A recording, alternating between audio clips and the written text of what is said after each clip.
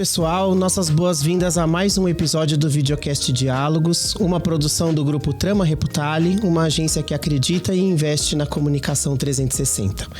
Aqui você fica por dentro de tudo o que acontece no universo da comunicação e discute com a gente questões de comportamento, carreira, inovação, economia. Eu sou o André Versbicas, coordenador de marketing da agência, e hoje nós vamos explorar uma grande transformação que tem acontecido nas empresas. Os colaboradores atuando como influenciadores internos. Em um mundo onde a comunicação digital e a influência pessoal se entrelaçam, você aí na sua empresa já pensou no potencial, já descobriu o poder dos seus colaboradores influenciando nas narrativas, sendo protagonistas dessas narrativas internas? E como aí na sua empresa você conseguiria alinhar as estratégias de comunicação, RH e principalmente de negócios para fortalecer a cultura organizacional e criar uma conexão genuína mesmo com essas pessoas e principalmente evitar crises. Fique com a gente e não perca um minuto desta conversa no episódio de hoje, o poder dos influenciadores internos para transformar a cultura corporativa. Para me ajudar nessa conversa, eu tenho aqui 3 profissionais do mercado: a Karime Cambur, gerente de comunicação, reputação e relações institucionais da Klabin, bem-vinda. Obrigada. O Leandro de Freitas, diretor de comunicação corporativa da Vivo, bem-vindo. Obrigado, né? E a Denise Pragana, minha colega de agência, gerente de comunicação interna do grupo Trama Reputali, bem-vinda. Obrigada. Antes da gente começar o papo, eu queria que vocês se apresentassem. Então, falassem um pouco do trabalho de vocês, de como vocês atuam nas empresas. Pode começar, Karime? Claro. Primeiro é um prazer estar aqui com vocês. Lá na Klabin nós temos a área de comunicação integrada. Fazemos a comunicação interna para todas as unidades, todos os colaboradores, a comunicação de imprensa, crise, eventos, feiras, digital, a parte de memória empresarial, patrocínios, doações, enfim. Então, uma área bem robusta dessa comunicação corporativa integrada, 360, sistêmica, como a gente quiser chamar. A gente cuida da marca, da reputação e agora da área de relações institucionais também.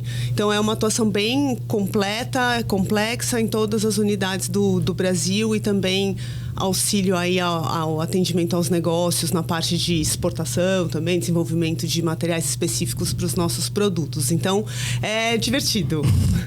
Quantos colaboradores? 17 mil colaboradores na Klabin diretos. Caramba. E 24 unidades industriais, fora os escritórios e a parte administrativa. Então, estamos desde Manaus até o Rio Grande do Sul, então é o Brasil todo mesmo, e com toda a sua complexidade de comunicação para as regiões. Fala um pouquinho também sobre qual é o setor da Klabin.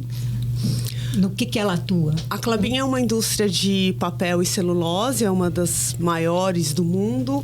Nós estamos, assim como a Vivo, presente na casa de todos os brasileiros. A Klabin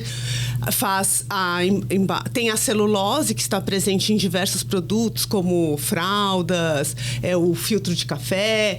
E o papel, a gente faz todo tipo de papel, seja o papel do leite, de caixinha, da água de caixinha, dos sucos, de todos esses papéis para líquidos, todo tipo de embalagem, então do sabão em pó, o panetone, o macarrão, todo tipo de embalagem de todos os segmentos e muito presente no e-commerce.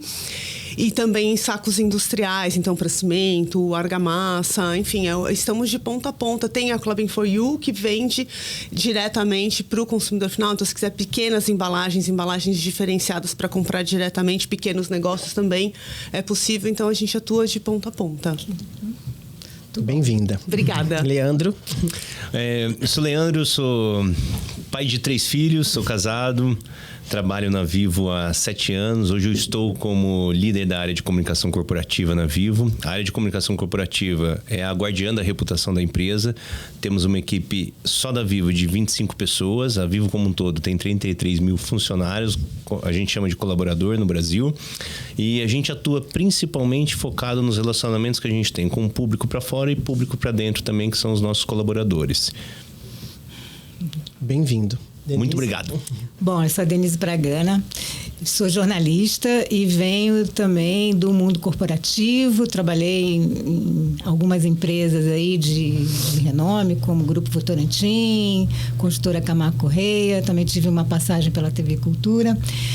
E aí, migrei também para uma carreira acadêmica, né? Fiz mestrado, doutorado recentemente pela ECA USP. E hoje eu atuo na Trama, né?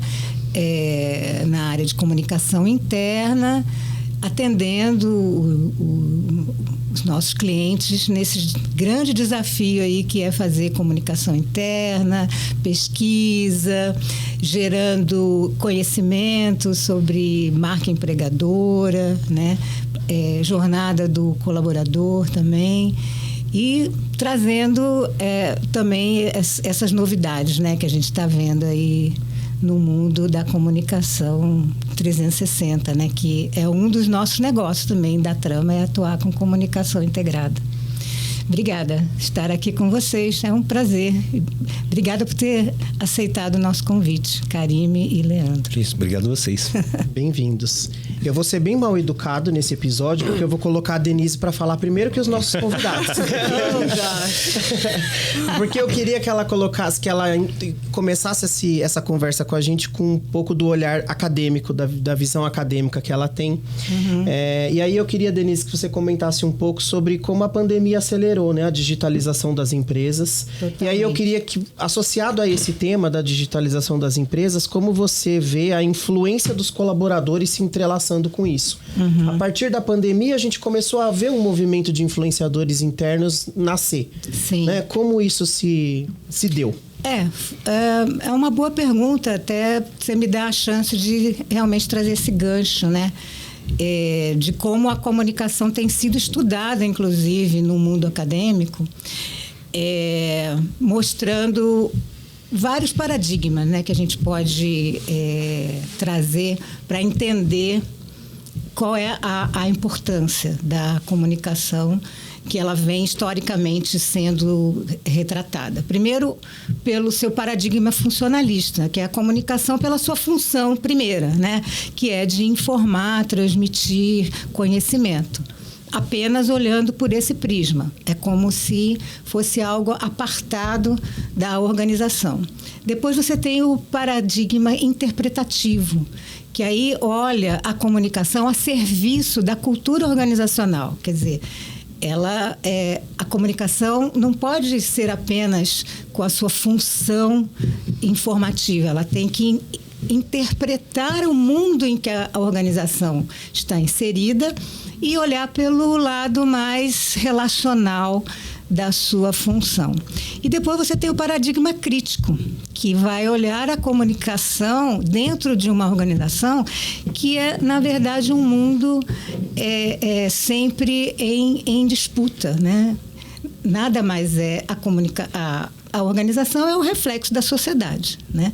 E a sociedade é isso que a gente vê, né? Está sempre em disputas de visões, de opiniões, de expectativas. Então, o que a pandemia fez? Misturou tudo isso, né? A comunicação precisou ter a sua função mais cada vez mais intensa naquele momento em que as pessoas, né, tiveram que ir para suas casas, né? Foi de uma hora para outra, foi disruptivo, né? Foi uma mudança disruptiva. Então, ela precisou ter a sua função ali de informar, de capacitar as pessoas para aquele momento. Ela teve que entender aquele momento em que a empresa estava inserida, né, numa mudança social ali, né, por causa de uma pandemia. E ela teve que atuar também nesse mundo caótico que aconteceu naquela época. Então, a pandemia mostrou que essas relações que existem nas organizações, dos fluxos de comunicação, que até então era fluxo ascendente, né? Fluxo descendente e fluxo horizontal. Uhum. Tudo se misturou, né? Naquele momento.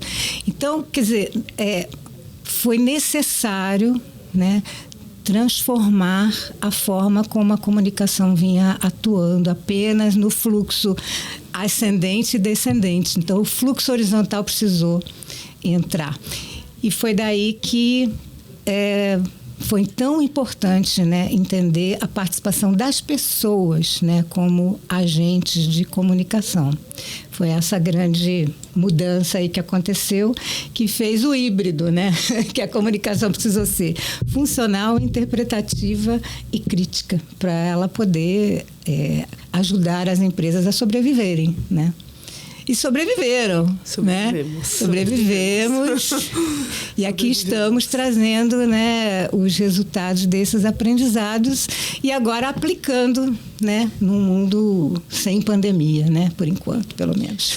Karime, essa influência dos colaboradores, ela já era percebida na Klabin no momento anterior à pandemia? Se sim, como ela era percebida e como vocês trabalhavam e o que mudou depois?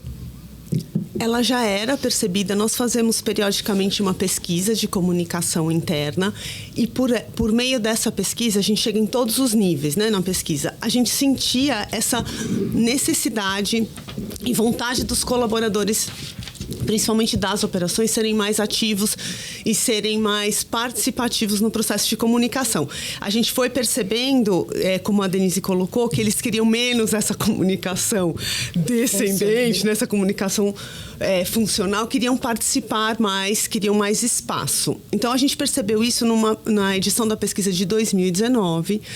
E ao longo, claro, 2020 foi um ano muito focado na pandemia. Então, a gente, ainda assim, no paralelo, a gente criou grupos de trabalho do próprio time de comunicação e a gente mergulhou para entender o que é que os colaboradores estavam dizendo ali naquela resposta. Quando eles falam que eles queriam participar, o que é que estava faltando? E aí tivemos essa ideia de lançar o Agente Comunica, que é o programa dos agentes comunicadores internos da Klabin, presente em todas as unidades. Nós lançamos em julho de 2021, então aqui estamos comemorando, né, 3 anos do programa, então é bacana estar aqui hoje. E tem dado muito certo. O que a gente entendeu? Que pra gente, o programa é importante porque vira um termômetro de clima, um termômetro de cultura. As pessoas... É uma comunicação de mão dupla, então eles também trazem para nós o que é que as áreas estão sentindo falta, né? O que as unidades querem saber, querem explorar mais. E eles traduzem muitas questões, né? Muitos temas da comunicação corporativa que a gente quer disseminar nas unidades. Eles são multiplicadores muito importantes e eles têm uma linguagem diferente de comunicar mesmo. Não é a comunicação institucional falando. Então, tem um alinhamento, mas é feito de uma maneira diferente. Então, foi assim, foi mergulhando na pesquisa que a gente conseguiu entender e viu que tinha esse espaço, que tinha essa oportunidade e a gente estruturou um pouco o programa, que eu vou abordar mais para frente, mas foi assim. Muito bom. Bacana. Ô, Leandro, a gente vai falar do programa da Vivo mais pra frente. Eu sei que ele é mais interno. Mas como diretor de comunicação corporativa, você deve estar percebendo que as fronteiras estão diminuindo ou acabaram já, né? Entre a comunicação interna e externa. É isso mesmo? Como isso, se você tem visto isso impactar nas estratégias da Vivo? Só vou voltar aqui porque quero pegar o gancho aqui que a Denise e a Karime também trouxeram. Na pandemia, que foi em 2020, o nosso programa foi criado em 2020. E quando a gente foi para casa, a gente já tinha o mobility, como a gente chama lá, o home office, a gente já tinha dias de mobility que a gente fazia. E a partir do momento que você foi para casa, você tinha que manter a cultura, que é um desafio muito grande. Perfeito. Né? A gente criou o programa em 2020, a gente selecionou os influenciadores de dentro da Vivo que a gente achou adequado no momento selecionar, e a gente escolheu aqueles que tinham mais curtidas, que tinham mais comentários. Depois a gente teve um aprendizado nisso, a gente pode abordar mais para frente.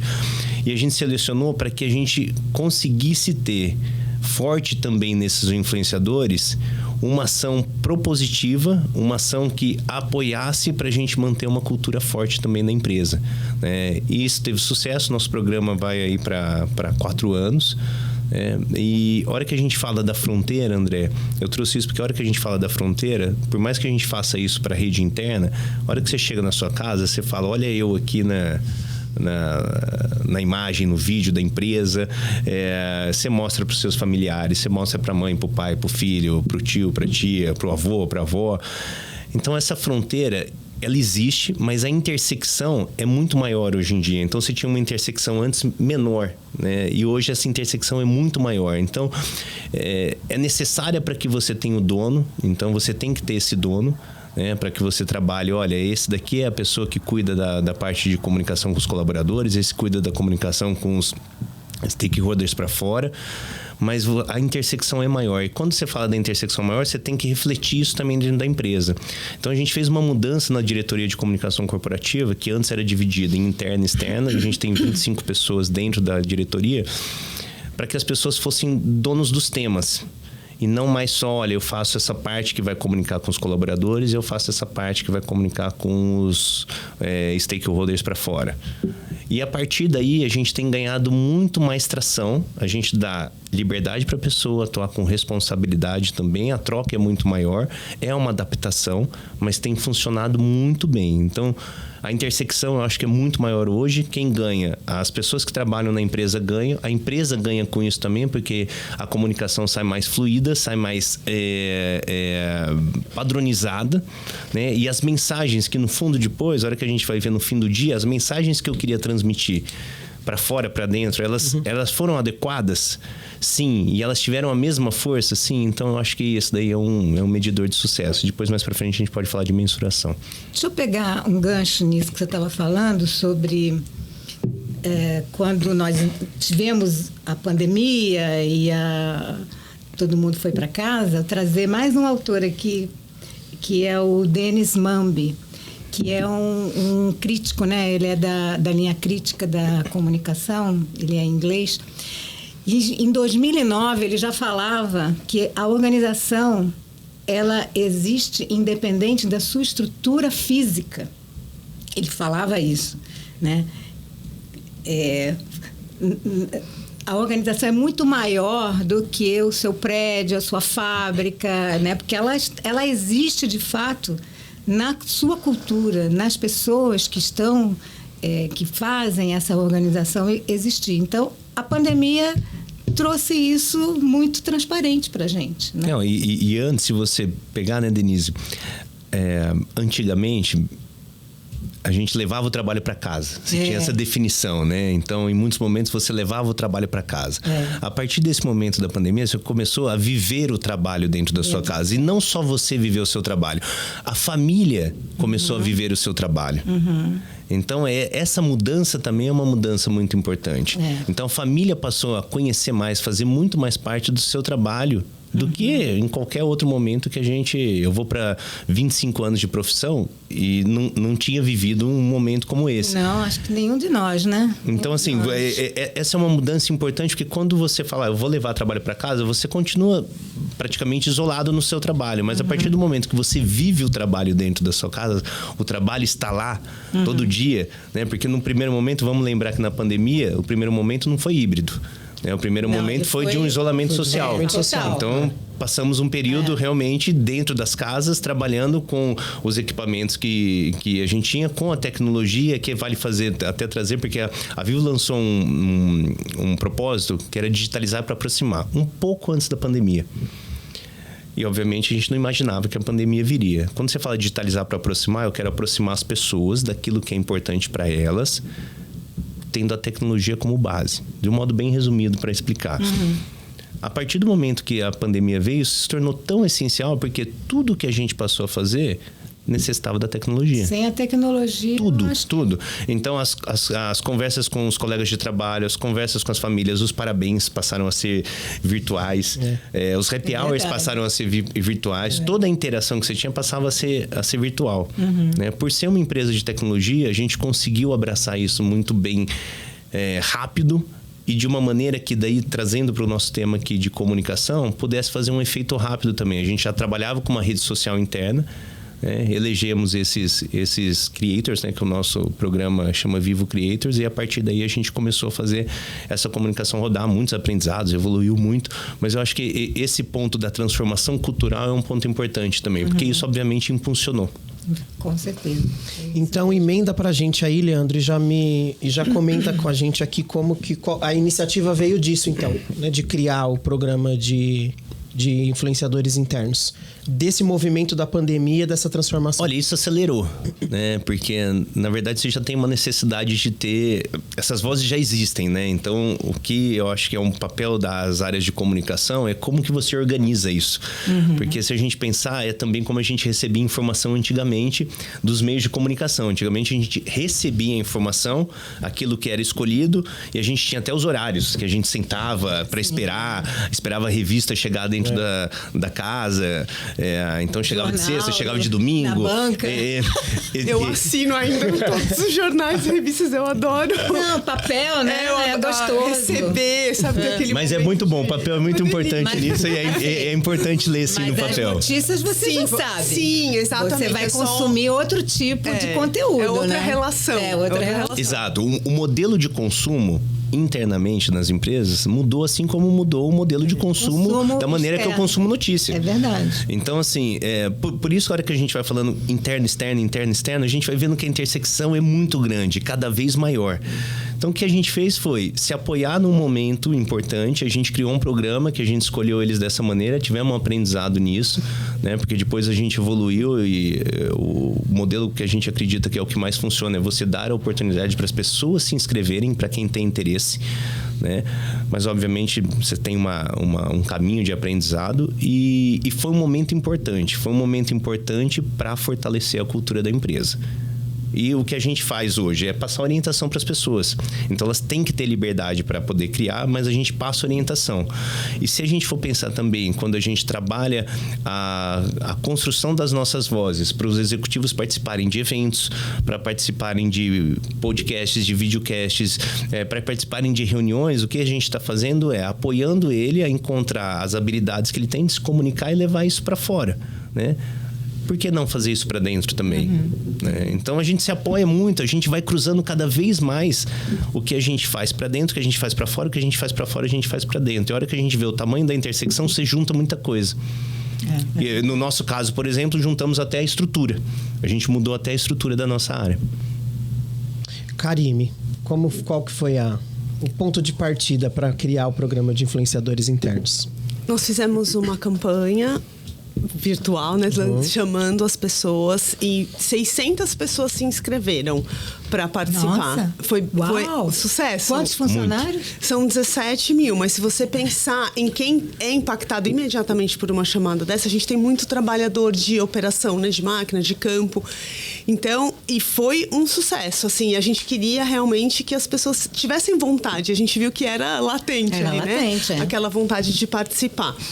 Fizemos uma pré-seleção e, basicamente, a pessoa precisa querer estar envolvida nos temas, né? Receber essa informação antes e depois disseminar na sua unidade ali de atuação.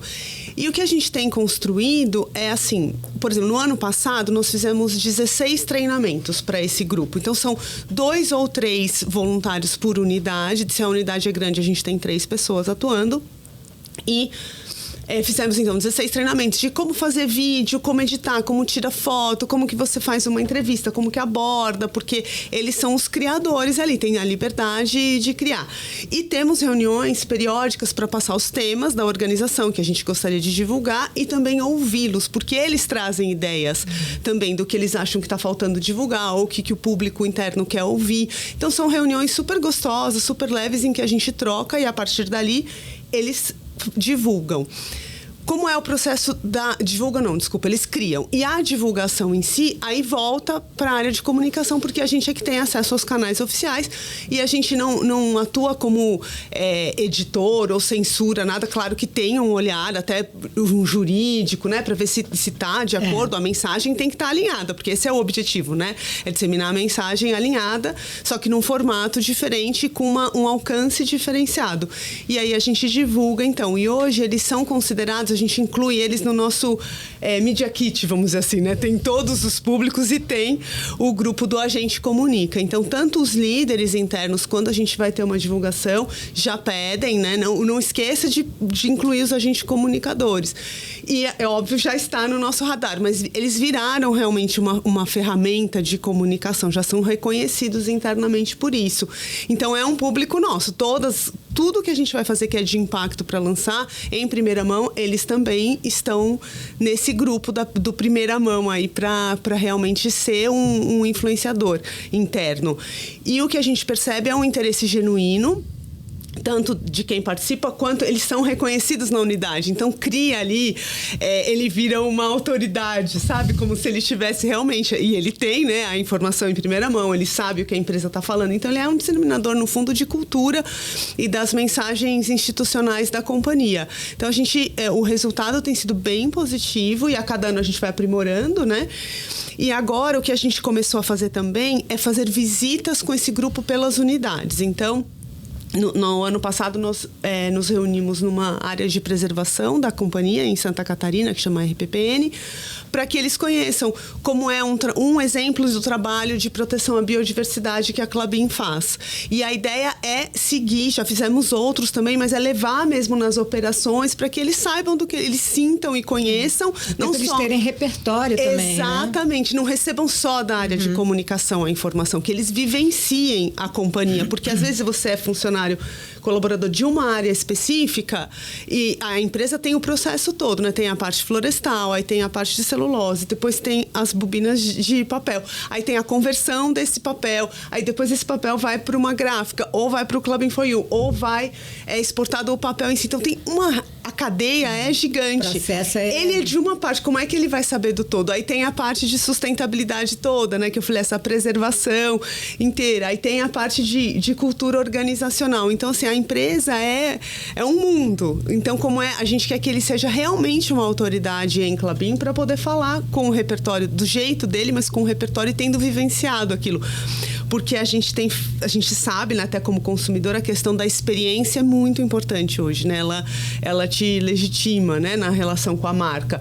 Então, a gente quer também que os nossos agentes vivenciem a companhia como um todo para que ele seja uma autoridade de fato, né? Tendo não só a informação daquilo, mas tendo vivenciado a companhia. Bacana. Eu vou perguntar para a Denise, mas estendo a vocês também. Eu queria... Nem tá no roteiro essa pergunta, hein? Que ela me veio agora aqui na cabeça. Será? Eu quero ouvir de vocês se... Vocês estão falando tão bem e tão felizes desses programas, né? E comentando tão bem sobre o envolvimento dos colaboradores nas estratégias e na divulgação das informações das empresas. Você atua dentro da agência atendendo clientes que também fazem esses programas, né? Eu queria entender de vocês, assim, antes as empresas tinham medo? Era um medo de não ter o colaborador. O colaborador não tinha esse lugar, né, tão protagonista como vocês estão falando hoje. Antes, né? Antes era um medo, era um receio, era um jeito de ver a influência de uma maneira diferente. Como que vocês percebem isso? Sim, eu acho que era muito aquela visão da Rádio Peão, né? A Rádio Peão era aquilo que todo mundo falava internamente, né? Mas que não era oficial. Como o brasileiro, por natureza, ele tem essa questão relacional muito forte, né? É uma característica da nossa cultura, relacionamento. O brasileiro é um ser relacional. Então, não era visto assim com bons olhos, né? Rádio Peão era a fofoca, né?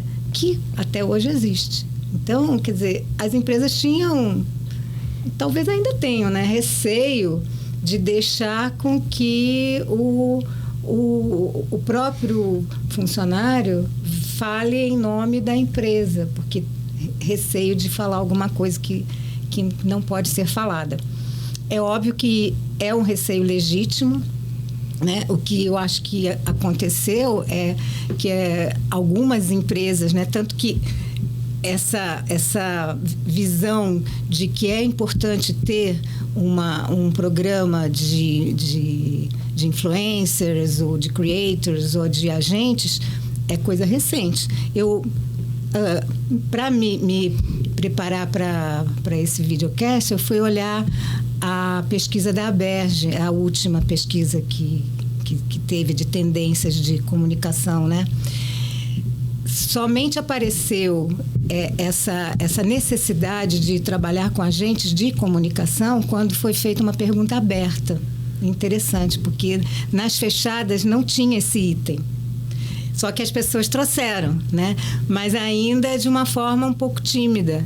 Então, é algo que está acontecendo, né? As empresas estão enxergando que, já que o brasileiro é um ser relacional, já que existem essas conversas paralelas, que é a comunicação horizontal, então vamos trabalhar para que isso seja feito em prol da organização.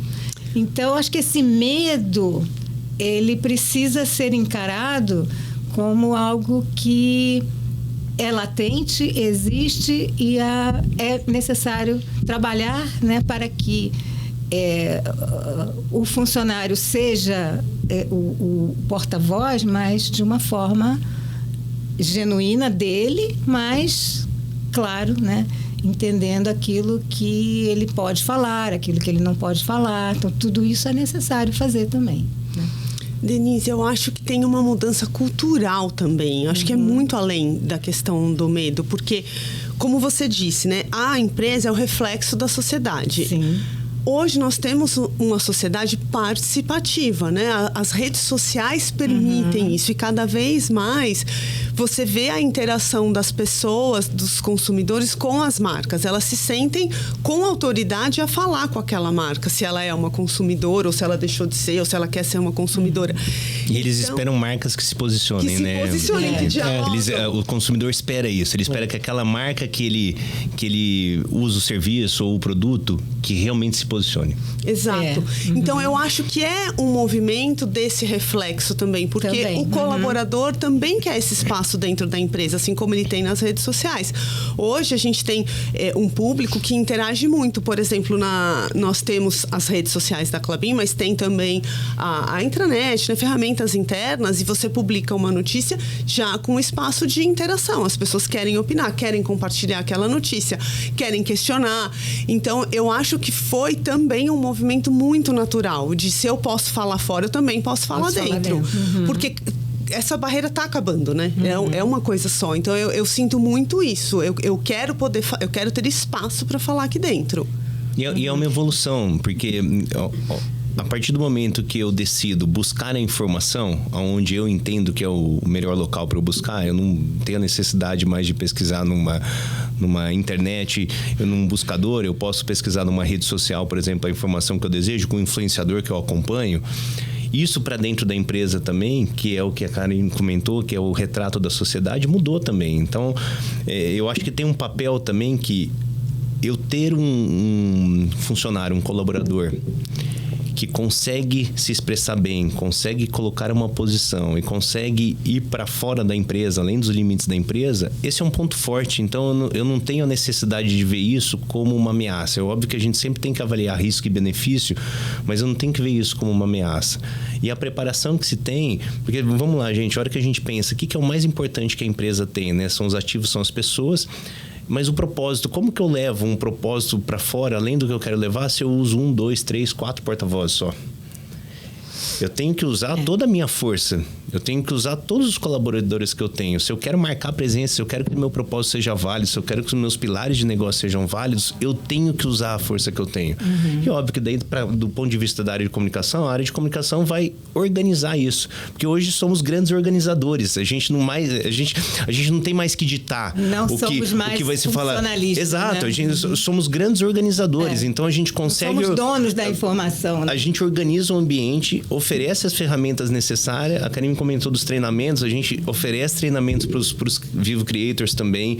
Ano passado a gente levou eles em alguns locais assim muito bacanas para ter pré-estreias de séries conhecidas mundialmente. Então, assim, a gente consegue criar todo esse ambiente. E a Karen comentou um ponto que é muito importante, que é a questão do status.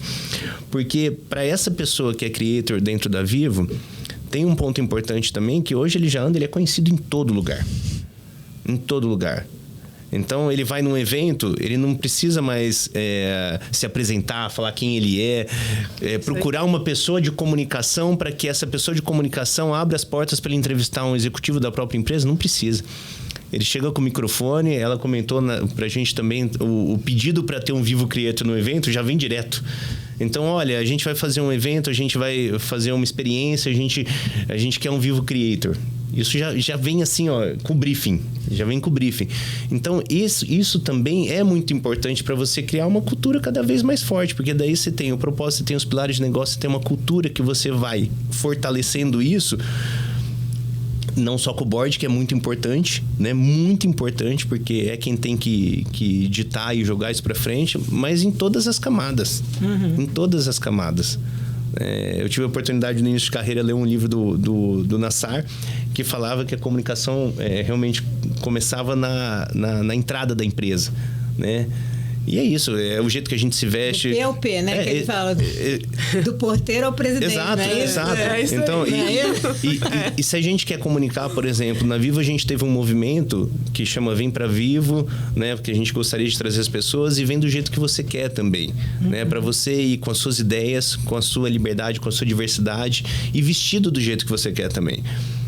Porque senão você cria um modelo que não é aquela realidade que a sociedade quer passar. Né?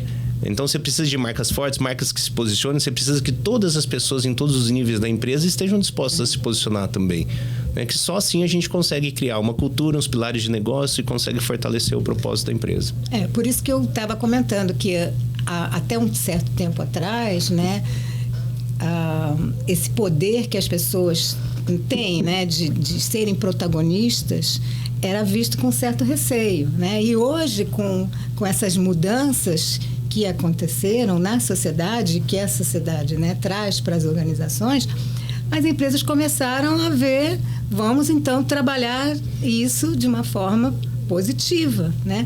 Já que existe, vamos fazer com que essas pessoas realmente sejam os embaixadores, né? Como a gente trata, né? Se você acredita mais numa pessoa que trabalha naquela empresa, né, do que quem está fora, então, por que não essa pessoa realmente ser trabalhada, empoderada, né, para ela ter essa palavra, né, de uma forma oficial mesmo, né, são esses programas que vocês estão fazendo. Denise, ninguém melhor do que o próprio colaborador, que no caso a gente chama de colaborador funcionário, para poder viver o propósito da empresa. Exato. E a hora que ele fala, isso tem uma verdade, tem uma força.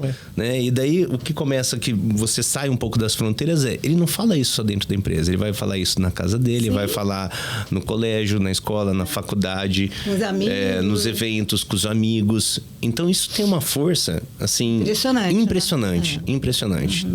Porque por mais que vocês pautem, né, tenha uma agenda de assuntos, enfim, o colaborador tem a liberdade, né? Isso, e aí exatamente. ele aplica, tem que ter a liberdade. A hora que você dá liberdade, que o ideal é liberdade com responsabilidade, mas você dá a possibilidade dele criar, é aí que você tem o ganho, porque você tá bebendo ali de fontes de criatividade.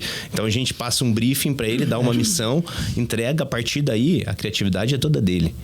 Então, se ele vai entrevistar, tema volta, assim, vai... né? Às vezes é surpreendente como o tema volta, né, para ser divulgado. Exato.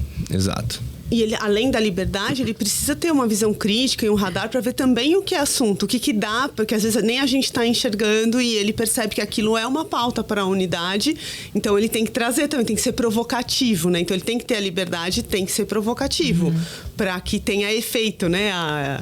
A iniciativa dele e a missão dele de influenciar. Eu quero pegar esse gancho para entrar um pouco nessa questão de autenticidade e espontaneidade mesmo, né? Como garantir esses dois elementos nos conteúdos que são produzidos pelas pessoas?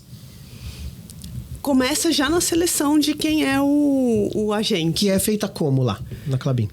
Inscreve e aí tem rodas de conversa pra gente sentir, né? Como é que é. E aí, às vezes, faz um teste. Não um teste de qualidade, mas pra medir mesmo, né? A capacidade ali de criação daqueles agentes. Então, começa na seleção. Porque se não for essa pessoa que é espontânea, que tem coragem, né? Que tem... Não vai conseguir exercer. Então, é muito da seleção.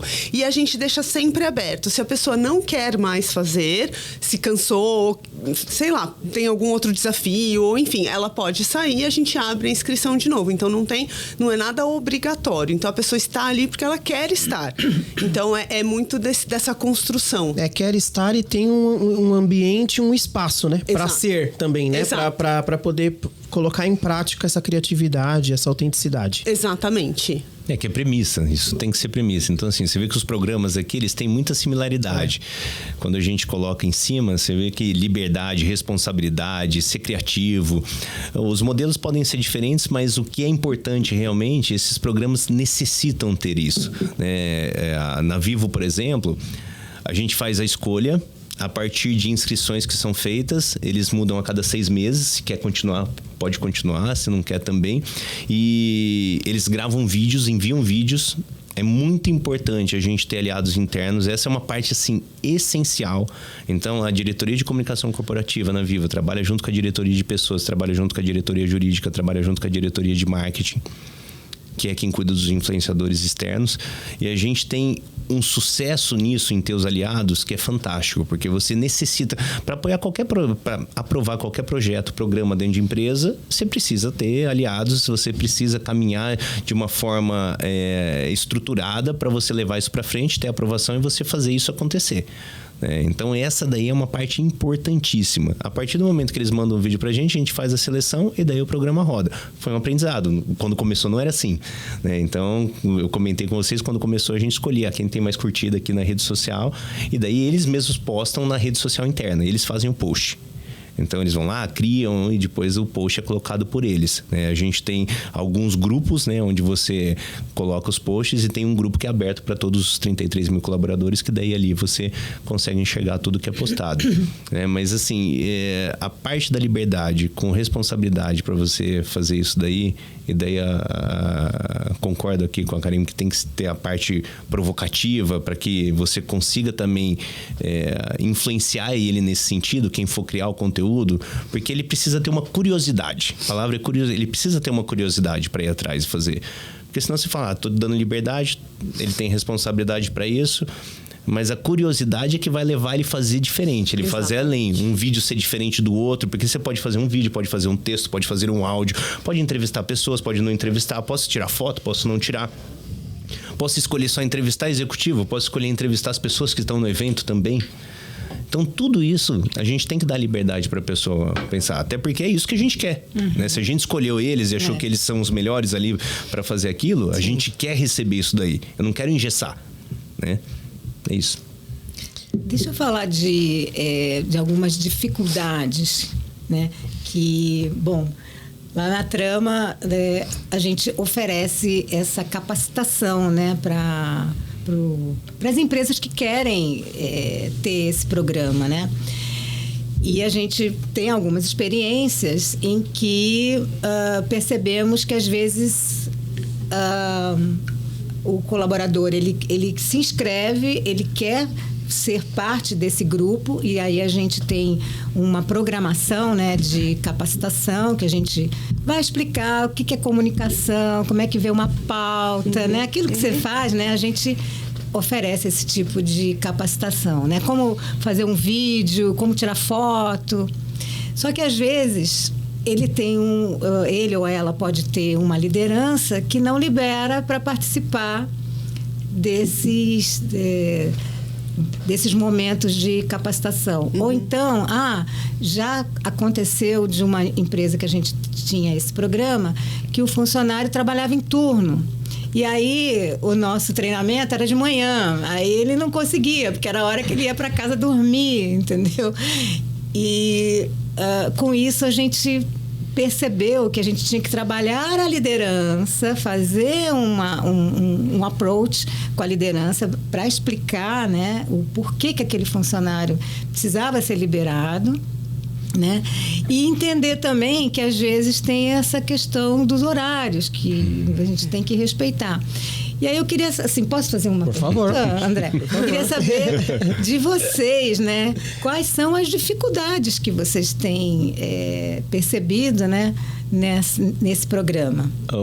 Denise, você falou da liderança. A parte da liderança é importante, mas quando isso já está instituído, isso roda muito bem, mas muito bem mesmo. Então, assim, por que é importante você ter a liderança forte nisso daí, apoiando?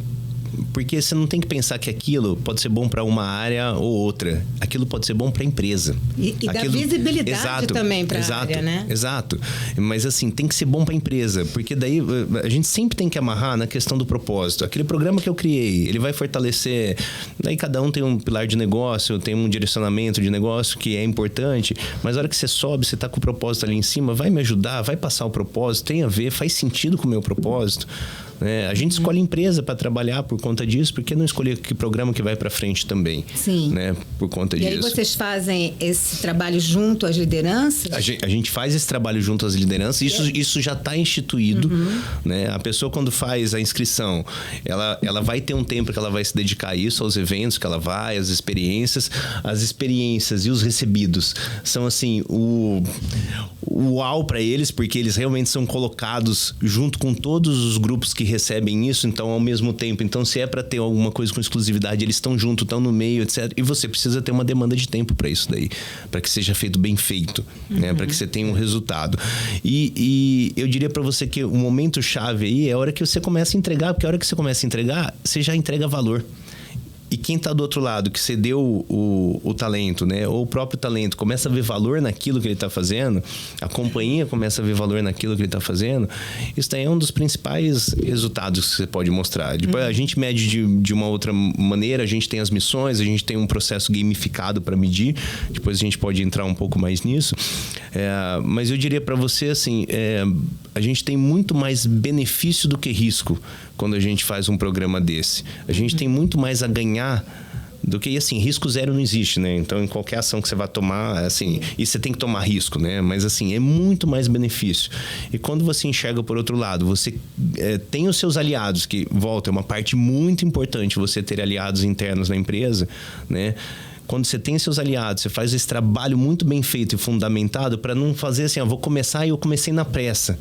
Então, às vezes, você queimou a largada e daí depois, para você recuperar isso, você pode levar um tempo. Se você começar bem estruturado, muito bem estruturado, com os aliados, dando os treinamentos corretos, falando nos fóruns corretos, convencendo e chamando as pessoas para o seu lado, a chance de ter sucesso é enorme, enorme. Isso é super importante, porque às vezes a área de comunicação pode enxergar nesse programa algo que vai realmente ter sucesso e não toma essas medidas anteriores que você estava falando, né?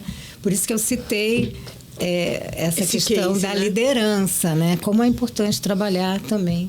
A liderança precisa ser um dos aliados desses influenciadores, né? Eles vão precisar ser treinados para abordar esse líder também e trabalhar com parceria. Quando a gente estruturou o programa na Klabin, a primeira ação foi uma call com a liderança para explicar o que era o programa, como que ele ia funcionar, o que isso ia acrescentar no dia a dia daquele colaborador. Então, foi a primeira coisa. Antes de lançar, foi o alinhamento com a liderança. E a gente não teve nenhuma resistência, pelo contrário. E essa questão dos treinamentos, a gente sempre faz 3 opções de horário, dia e horário. Então, eles escolhem, é o mesmo conteúdo e eles escolhem ou participam de quando eles podem. E agora a gente já está numa etapa em que a gente também está com um projeto de liderança comunicadora, que é para expandir também as competências de comunicação de todos os líderes, independente se ele é porta-voz ou não oficial da companhia. Então, de supervisor para cima, todo mundo está sendo treinado também com várias datas de treinamento online, é o mesmo conteúdo, para que ele saiba se comunicar com o grupo na padaria, num post na rede social. É bem bacana esse programa que a gente está fazendo. E aí ele também desperta uma sensibilidade para a comunicação. Ele, como líder comunicador, também passa a ver a comunicação, né, a competência comunicação de uma maneira diferente. Passa a ver valor, né, Karime? Exatamente. E essa capacitação, ela é importante, né, Karime? Porque a gente... tem tanta coisa que a gente depende que o líder comunique as suas equipes, que se a gente não ajudar, né, a gente que eu digo, nós que trabalhamos com comunicação, ele não vai saber fazer. Não vai. Ou vai fazer de uma forma torta, né? E não vai ter aquele resultado, né? Que se espera dele realmente ser um propagador, né? Do propósito, né? Das mensagens-chave. E as áreas de comunicação, Denise, precisam ter coragem. A gente precisa ter coragem, porque para fazer bem feito o básico, você já precisa ter coragem para fazer bem feito o básico. E a hora que você põe coragem, curiosidade, você vai liderando uma área de comunicação para você colocar um projeto desse de pé, você precisa acreditar e precisa tomar risco. Você precisa fazer isso, realmente, para colocar. E óbvio que você vai fazer ajustes. Nenhum programa vai nascer o nosso... Você não vai nascer com o programa perfeito aqui em cima, logo a hora que você criar ele. Você vai ajustando. O que é normal também. Mas você precisa ter coragem para colocar. Você precisa... Porque o mundo mudou. As corporações mudaram, a sociedade mudou, o que as pessoas querem ver nas empresas mudou também. Uma pesquisa recente mostrou que de todos se a gente pegar organizações não governamentais, governo, empresas, a sociedade acredita muito na palavra das empresas. E a palavra das empresas é feita pelas pessoas que estão ali dentro, né? Pelos altos executivos e também por todo o corpo de colaboradores de uma empresa, né? Então, a partir desse momento, a hora que você tem isso, daí o papel da área de comunicação é ter coragem para levar para frente projetos que sejam projetos, muitas vezes, inovadores, sem ter a necessidade de você ter a disrupção também. Porque muitas vezes você consegue inovar em processos. Então, a hora que é a inovação, né? Exatamente. A inovação não é só você trazer algo muito disruptivo, né? Exato. Também é você inovar nos processos. Exato. Eu não sei se você está falando do Trust Barometer. Exato. Né? O Trust Barometer traz também um dado que vem se repetindo ao longo dos anos, que reforça esse programa de multiplicadores, agentes e tal, que é aquela coisa em quem você confia. Eu confio em gente como eu, né? Em pessoas que são iguais a mim. Por isso que dá certo, né, esse que programa. É, inclusive, o fenômeno do TikTok, né? Que as pessoas... Por exemplo, a geração mais jovem, elas pesquisam ali, né? O meu filho de 12 anos fala... eu falei, sei lá, busca no Google. Aí ele, mama, que Google? É TikTok, olha aqui. Aí ele tem 5.000 vídeos de pessoas como ele, né? Que ele se identifica da idade. E ele já tem as marcas que ele gosta, ele já quer consumir aquilo que as pessoas consomem, que é... O TikTok, ele se sustenta nisso, né? Nessa similaridade. Nessa similaridade, né? Eu vou confiar assim, em alguém igual a mim. Igual a mim, exatamente. Então, inclusive, o TikTok, nós migramos, agora entramos no TikTok, então foi a primeira indústria, né, de papel e celulose a estar lá. E a gente tem comunicado seguindo... a forma de ser da plataforma, né? Então não é mais uma comunicação institucional, ela é bem informal, seguindo todas as tendências mesmo daquela plataforma, e são as pessoas que fazem os vídeos e todos os personagens são os colaboradores, então é tudo interno e tem funcionado super bem, tem fluído assim, viralizado, a gente está com uns números de acesso incríveis e virou uma grande aliada na questão da marca empregadora, porque são os iguais fazendo e falando sobre a empresa. Funcionou muito pra gente. E os agentes comunicadores também entram, mas não só. Aí é aberto para todo mundo. Quem quiser fazer, quem quiser, mande sua ideia, seu vídeo. As unidades estão tendo várias ideias para divulgação no TikTok. Então, abriu, assim, um espectro aí da comunicação gigantesco, porque todo mundo entendeu que pode ser personagem e contar uma história ali. Então, tá sendo um fenômeno pra gente também. Muito legal.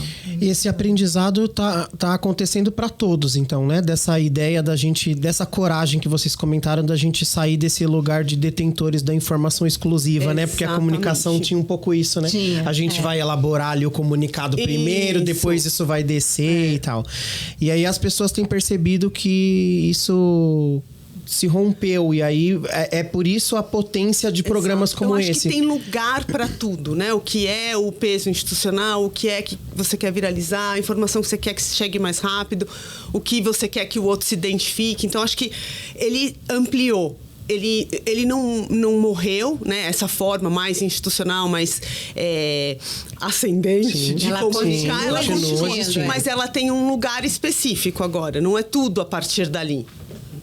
E ela tem que existir, inclusive, porque tem muitas informações comunicadas, principalmente para companhias de capital aberto, que você tem que ter uma organização ali para fazer isso, inclusive com apoio de outras áreas. Então, você tem que seguir alguns modelos.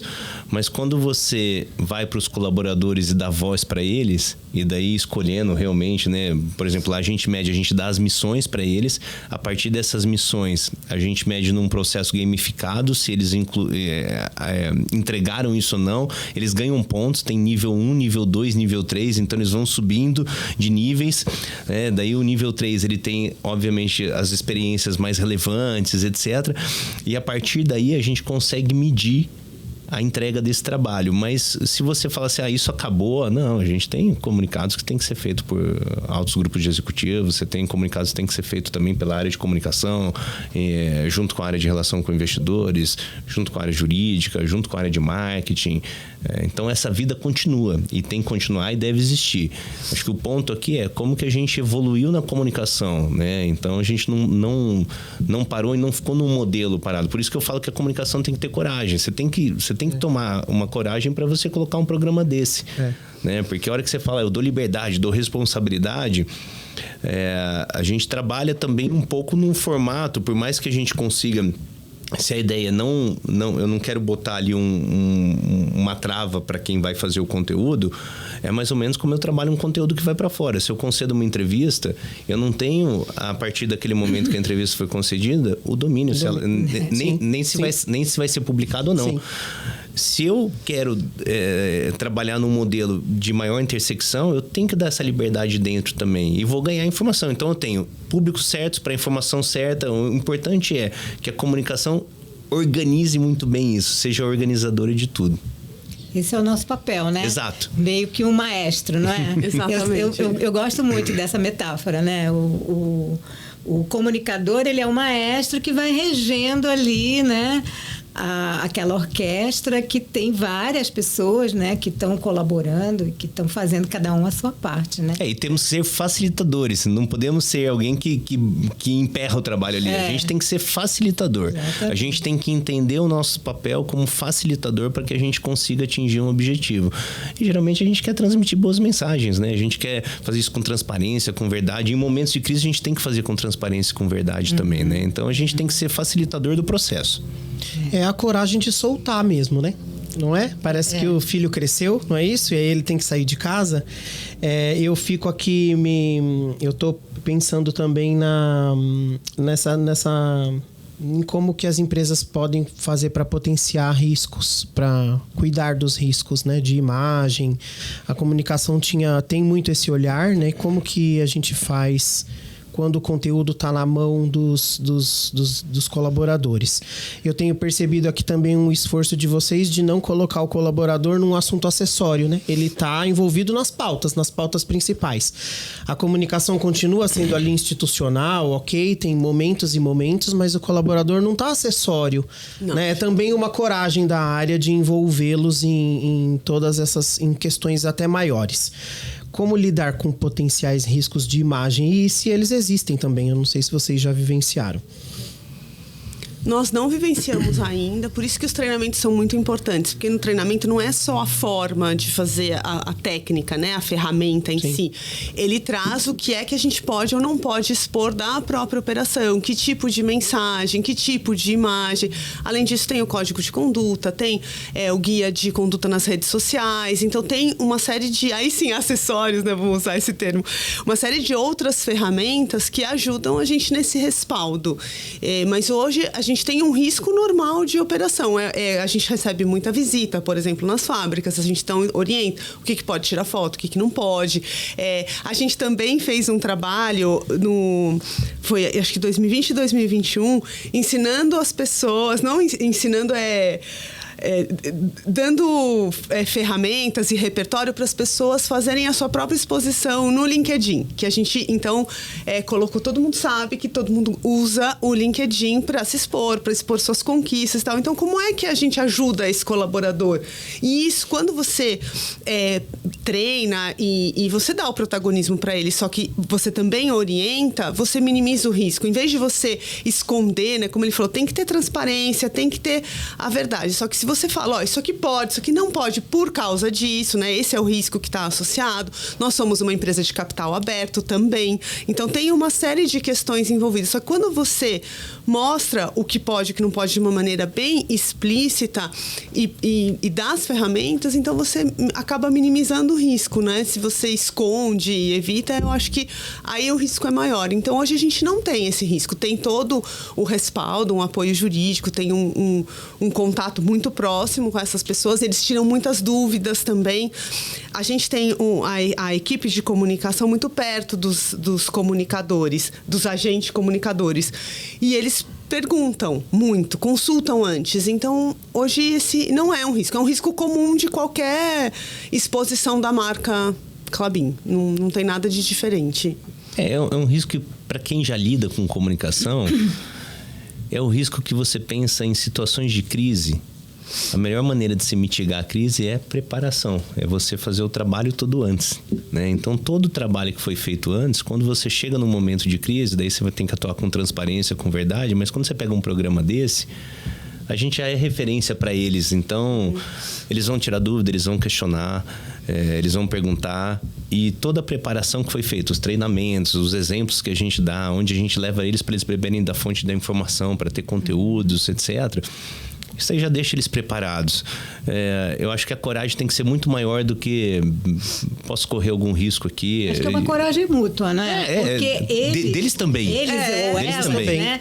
Eles também estão se expondo. Claro. Eles podem, de repente, falar alguma coisa que depois internamente vai ser mal interpretado e eles podem colocar o emprego em risco.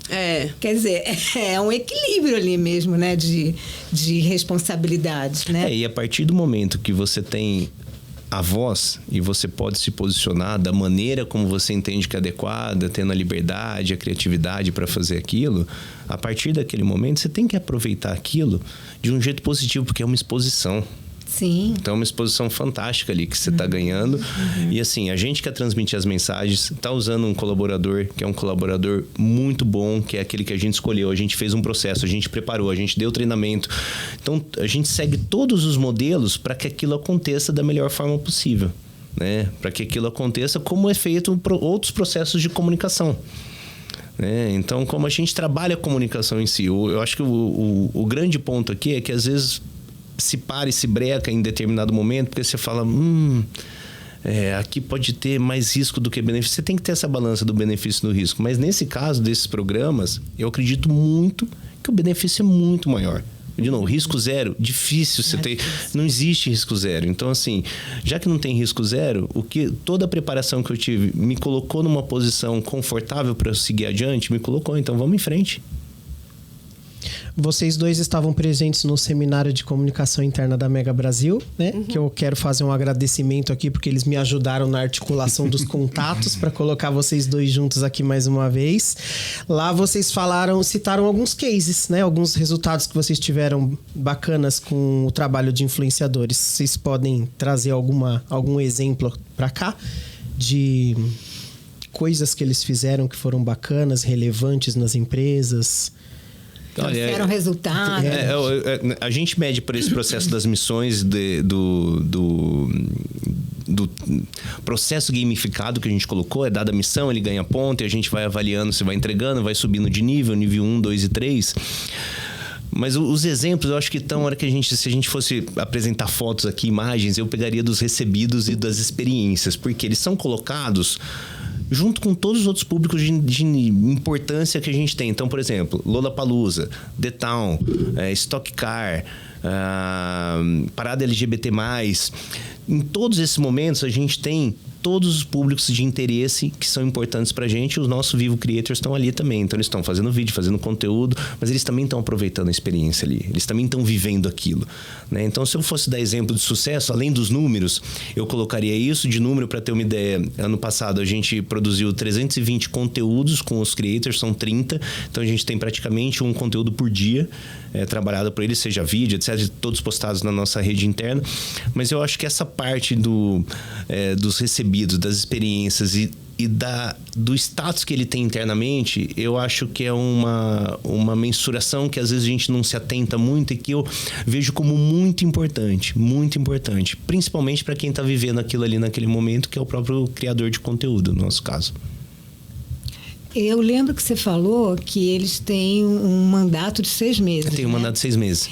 Isso é proposital para dar oportunidade para mais pessoas participarem? Exatamente, porque daí a gente realmente tem centenas de inscrições quando a gente abre, então você dá a oportunidade para que a gente vire isso. Tem pessoas que continuam, tá? Mas daí se a pessoa quiser encerrar o ciclo ali, você abre portas para que venham novos creators. Eles podem ter mais um. Podem sim, eles podem continuar, sim. Não é, a gente tem 30 hoje, então não é 30, que sempre troca. Né? Inclusive agora o novo passo que a gente vai dar é abrir para que eles postem esse conteúdo para fora nas redes sociais deles, né? Então a gente está agora no projeto piloto, tá elegendo quem vão ser esses creators, o mesmo processo, tem que fazer o vídeo, etc. Então a gente vai ter talvez alguns que continuem, né? E novos também que vão chegar. E os seus exemplos, Karime? Eles são mais visuais também, né? Porque como são criadores de conteúdo, acho que a graça tá nessa visualização. Mas eles viraram aliados importantes, por exemplo, do tema de segurança. É muito importante a segurança nas operações da Klabin, um valor da companhia, e a gente reforça o tempo inteiro. E nós temos um momento nas fábricas de papel que tem a parada geral, em que para realmente a fábrica, né? O nome é exatamente. Eu lembro. Você lembra, Denise? Denise já foi também do setor. Nossa. Então você para a unidade para manutenção dos equipamentos, só que entram, por exemplo, nas unidades do Paraná, cada uma deve chegar a 6.000 colaboradores a mais. Então é um impacto gigantesco na operação. E em Santa Catarina também tem. Então eles viraram aliados fortíssimos na disseminação do que é a parada geral, por que ela é importante, e da questão de segurança, e faz um resumo também do que foi o dia. E por conta própria, eles começaram a fazer vídeos da parada geral, do que tinha acontecido naquele dia. E agora as pessoas nem querem mais os vídeos da comunicação, tô brincando. Mas eles estão sedentos, assim, cadê o vídeo dos comunicadores? Porque é super informal, eles estão nas unidades, eles estão no meio das operações. Então, esse foi um baita sucesso. Os vídeos da parada geral, pra gente, foi o melhor case. É um momento bem importante. A gente tem, por exemplo, nas unidades do Paraná, a gente faz a vovó Naná, que é um radialista que faz um rádio lá dentro da unidade, entrevista as pessoas, é um baita sucesso já, essa comunicação que precisa ser diária. E tem todos os dias, fecha o dia, tem toda a comunicação do que aconteceu, porque assim, tem que funcionar tudo nesses 10 dias da parada. E aí eles viraram um complemento super importante e mostrar o dia a dia das pessoas, né? Então, como que você foi impactado. Então, tá sendo muito bacana esse trabalho. Mas conta aquele exemplo que você apresentou na Mega Brasil de uma trend que eles fizeram. Aqueles que eram você quer R$2 ou um presente, né, na unidade. Então, eles pegaram essa trend do TikTok e fizeram por conta. Pediram só, o que vocês têm aí de brinde na comunicação sobrando? Aí a gente pegou lá o que tinha e eles pararam na unidade, todo mundo entrando, você quer R$2 ou um presente surpresa?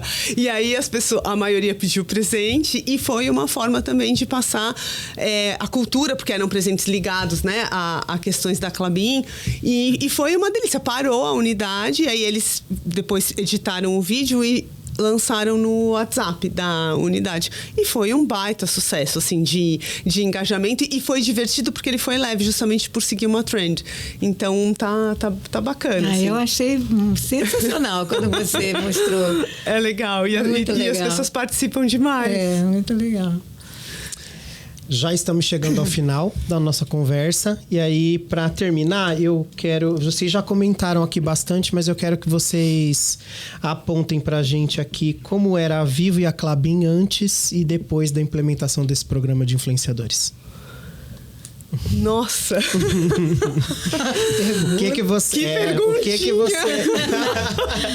O que você tem percebido do time, dos líderes, enfim, da reputação da marca? Como era antes e como você sente isso hoje? Eu vejo esse movimento, essa iniciativa, como parte de um movimento muito mais amplo, que a gente falou aqui. É uma abertura mesmo da comunicação, da troca, das pessoas mais integradas. Então, é um movimento como um todo. Hoje, a Klabin é uma indústria que se reinventa cada ano. Eu estou lá há 13 anos e cada ano eu vivi uma Klabin diferente, uma empresa que não para de crescer, que tem muitos investimentos, né? A cada ano tem um novo investimento anunciado. Então, isso é super importante para manter a cultura e para manter a capilaridade da informação. Cada vez mais a gente está vendo isso como imprescindível. Se você não tem a capilaridade, você pode ter os melhores processos estruturados, formalizados, os porta-vozes preparados, mas se você não tem a capilaridade, não adianta, você não consegue impactar. E a gente também implementou, por exemplo, a Rádio Florestal, que é uma rádio só para o público da Florestal, que fica nos módulos, por exemplo, de colheita. Então, não tem um escritório formal para o acesso às informações. A gente tem o Minuto Klabin, que nós temos presença em muitos municípios florestais, que não tem uma rede de comunicação formal. Então, a gente tem como se fosse um anúncio, né, como um conteúdo pago ali de 1 minuto, falando das principais informações da companhia. Então, é um movimento mesmo de abertura e de tentar chegar para continuar fortalecendo essa reputação.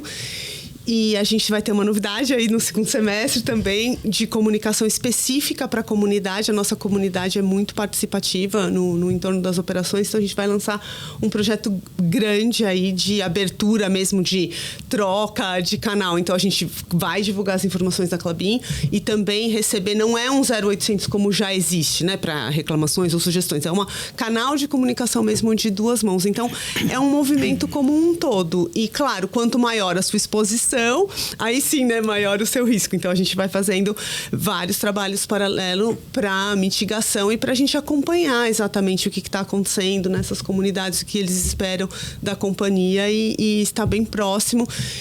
E tudo a partir da transparência, que é o que a gente acredita. Então, o agente, ele foi um start, assim, para uma abertura bem grande da comunicação da companhia. Que bom. André, quando a gente começa um programa desse, a gente imagina onde a gente quer que ele chegue, né? Mas a gente não tem a ideia real até você ir acompanhando, né? Então, eu diria para você hoje que a gente tem um programa muito maduro e que apoiou muito a área de comunicação corporativa como uma área facilitadora, né? Eu acho que deu esse papel e facilitou para quê? Para que a gente pudesse dar voz para as mais pessoas, né? Para que essas pessoas tivessem mais voz para falar, transmitisse as mensagens que a gente acredita, que a gente trabalha essas mensagens na comunicação como um todo. Isso reflete na comunicação, mas principalmente a gente está apoiando a empresa a viver o propósito. Então, quando a gente faz um programa que casa com o propósito, que dá um match com o propósito, eu acho que a gente apoia a empresa nisso daí. Obviamente que a gente tem uma força cultural maior com eles e eles viraram um programa muito querido, né? Então, a hora que a gente fala o que mudou, né, quando a gente coloca, eu acho que a gente, como área, como líder, a gente deu oportunidade para que mais pessoas pudessem comunicar aquilo que elas tivessem vontade, do jeito que elas queriam, como elas queriam, sendo elas mesmas e orientando, facilitando, né? Eu acho que esse é um papel quando você consegue dar aquilo que você tem, né? Daí, no caso, a gente como área, a gente ofereceu conhecimento, a gente treinou, a gente preparou. E a gente vê isso crescer, ganhando forma, ganhando cada vez mais peso. A gente fica muito feliz com isso, né? Então, é um sentimento de gratidão também, de ver que o caminho foi bem percorrido. Tomara que a gente consiga fazer todas as evoluções que a gente imagina de agora, né? Eu falei uma delas aqui para vocês, e daí a gente pode marcar um outro videocast pra gente vir contar aqui como que tá sendo essa evolução. Vocês dois trouxeram um spoiler, né? Achei muito, viu? Em primeira mão aqui. Diálogos também é informação, né? Furo de reportagem. 2 furos de reportagem. Você falando que agora eles vão poder comunicar nas redes comunicar deles. nas redes deles. E Karine trouxe uma nova forma de se comunicar com as comunidades. Vem aí, vem aí. Vem aí. Voltaremos no videocast. Voltaremos. Para fazer a parte 2, né? A segunda fase. Denise, a gente falou muito aqui de coragem, né? Hoje, coragem dos comunicadores de colocarem de colocar um programa desse em prática. Sem dúvida. Qual é o primeiro passo, hein? Qual que é, para quem está assistindo o programa, qual que é o primeiro passo da tomada de decisão para implementar um programa? Tem aquele livro que eu acho que todo mundo deveria ler, acabei de comprar, não li ainda, mas que é A Coragem de Não Agradar. Que eu acho que tem que ser a nossa Bíblia. Olha, A Coragem de Não Agradar. Não conheço, mas vou atrás. Vou mandar o link para você. Muito bom. Primeiro passo é ter essa consciência de que a comunicação não é nossa, né? É ter essa nós como representantes da comunicação das nossas empresas, né? E na agência colocar isso para a alta liderança, deixar muito bem transparente isso, né? Eu acho que esse é o primeiro passo, é o convencimento de quem tem a liderança, a alta liderança das organizações, de que a comunicação não é nossa, né? A comunicação, ela existe e a gente precisa atuar com coragem, né? Capacitando as pessoas. Então, o segundo passo é a capacitação, né? E, em paralelo, né?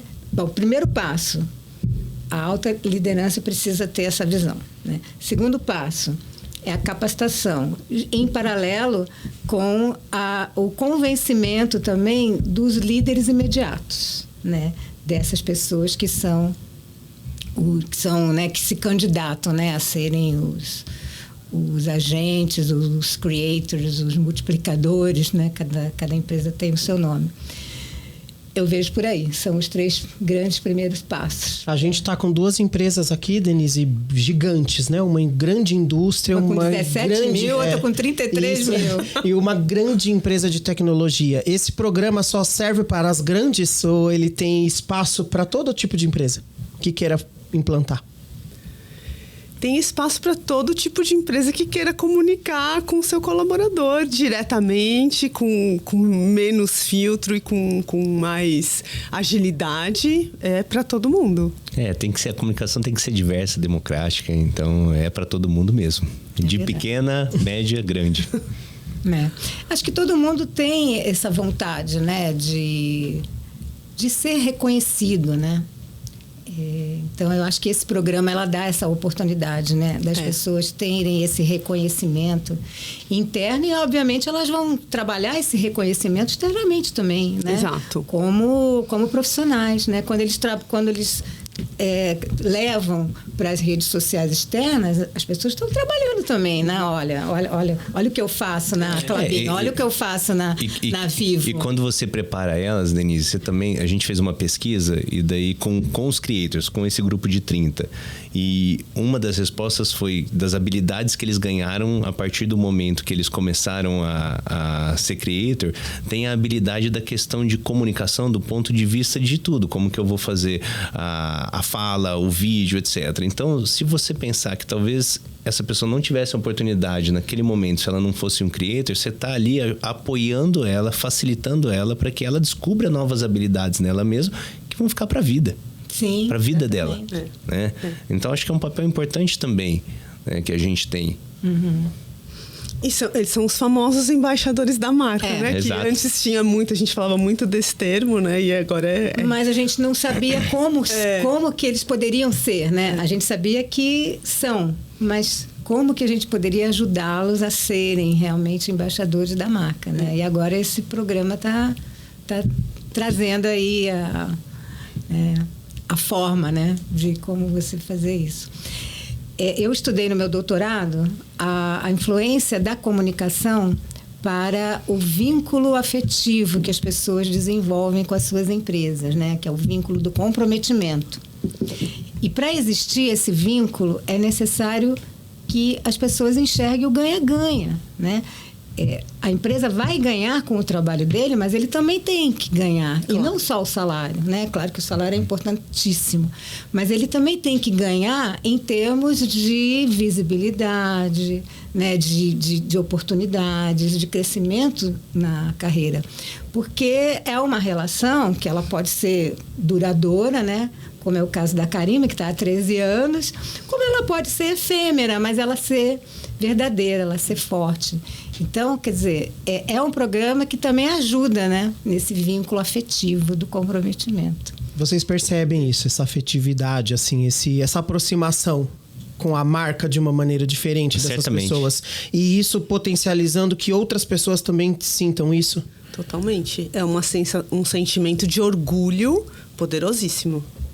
E que vai impactando toda aquela rede daquele colaborador. Que vai para fora da empresa também, né? Porque ele vai lidar com consumidores das empresas e aí ele vai defender, ele vai levar esse conteúdo para extramuros, né? Com certeza. Exatamente. Adoro ver a minha pesquisa sendo trazida na mesa. Eu vou deixar para a parte 2, tá bom? Tá bom. Já deixo o convite aqui aberto para eles voltarem com as novidades da etapa 2 e aí a gente foca na afetividade, então, perfeito, tá bom? Perfeito. Obrigado pela presença de vocês mais uma vez. Obrigado assim encerramos mais um episódio do Videocast Diálogos. Obrigado por ter ficado com a gente até aqui. Inscreva-se no nosso canal no YouTube, @Trama Comunicação, e você também pode acompanhar os episódios do Videocast na sua plataforma de áudio preferida. Obrigado por ter ficado até aqui e até a próxima.